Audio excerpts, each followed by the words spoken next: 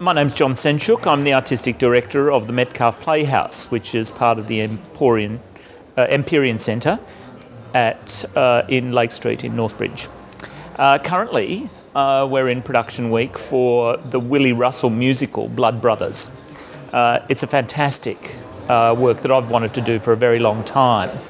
And it's starring Amanda Muggleton, who's come over especially to play the role, as well as 10 other of my favourite West Australian actors and music theatre performers, including the astonishing Ian Toyne. And it's just one of those great ensemble pieces that allows everybody to shine in a really remarkable story.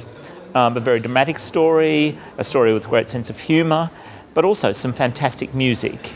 And this particular musical is being musical directed by Django Chapkana, who's given the whole score the most sensational jazz feeling that makes it a really real experience. And he's put together a great band. So we're really looking forward to getting an audience into the venue.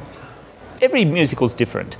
Last year I directed Sound of Music. Very big musical, very successful. We played to 15,000 people over at the Regal Theatre. The previous year I directed Oklahoma, and prior to that, Les Miserables. So, I mean, you get used to working on this sort of repertoire, but basically you've just got to take each piece as it comes, give the talent to it, and then ask the questions of it. The music actually tells a lot of the story. But I just love working on musicals. It's a fantastic experience to put drama and music into the same melting pot. Audiences love it too. I think that there are a couple of things that really impress me about the work.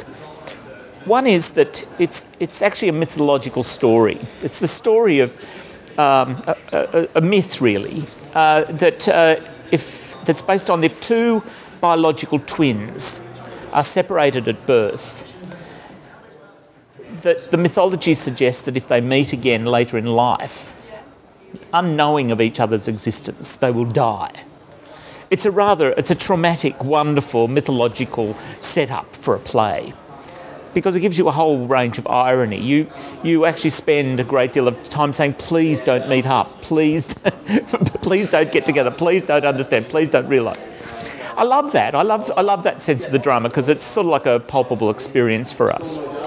The second thing about Blood Brothers is that, strangely, when I've just done Sound of Music at the Regal Theatre, it's a play about a baron and a baroness and his children.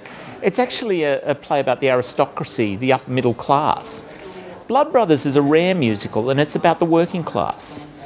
It's actually a grassroots musical that talks about the struggles of what it is to be a working mother, a single mother with 4 or 5 kids. And those sorts of things are really interesting to unravel in terms of the musical itself.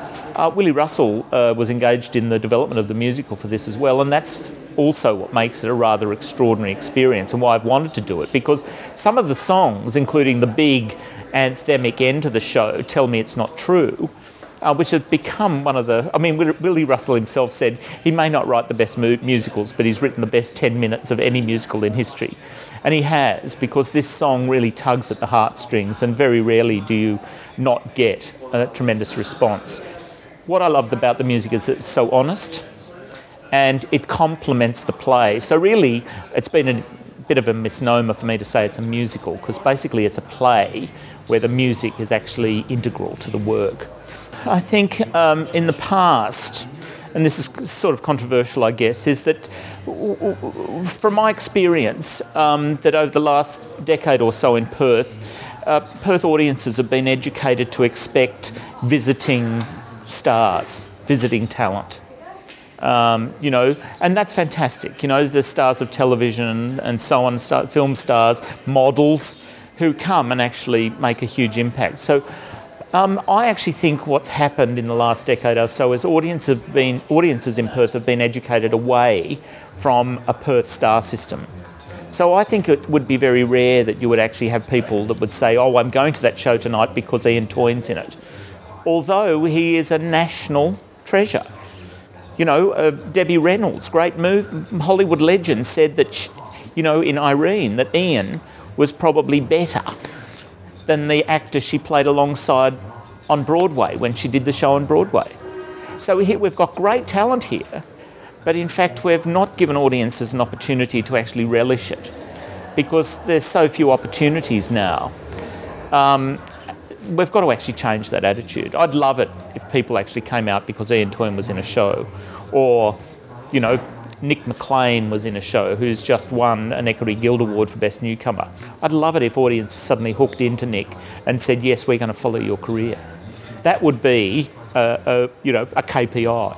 That would actually tell me that the Metcalfe Playhouse was being successful, if we could actually encourage audiences to actually cherish, pick up and cherish this local talent, of which we've got a huge amount. We've got a huge problem, the industry in this city, of maintaining that talent, keeping that talent. We've just done a show called Music from the Whirlwind by John Aitken that was directed by Laurie Cullen-Tate and starring Brendan Ewing. Laurie Cullen-Tate is one of the most sensational, new and fresh directing talents in the city. You want to keep her. We want to keep her. And the only way of doing that is that we've got to collectively support her and make the decision to support her. The same with Adam Mitchell, who's just directed the new Black Swan production. He is terrific, but he's already made the decision to go to Sydney. So we've lost him. I'm interested in Metcalfe Playhouse supporting local talent and connecting them with local audiences. Really important. The proof is in whether the audiences come, basically. That's what it's all about. And the challenges for me are to provide that talent in plays and pieces of theatre that people feel that they want to actually engage with. You know, we're in a pretty awkward economic cycle at the moment. So, you know, the thing is, we want to entertain people. If you're going to pay good money and come out at night, you know, hire the babysitters, pay for the parking, have a meal out, you want to actually come to a show where you know you're going to come out at the end of it feeling good. So my job is to actually start to pick the moment, find the zeitgeist of what people actually want to see, and provide that for them in an accessible, affordable, and comfortable environment, which the Metcalfe Playhouse is.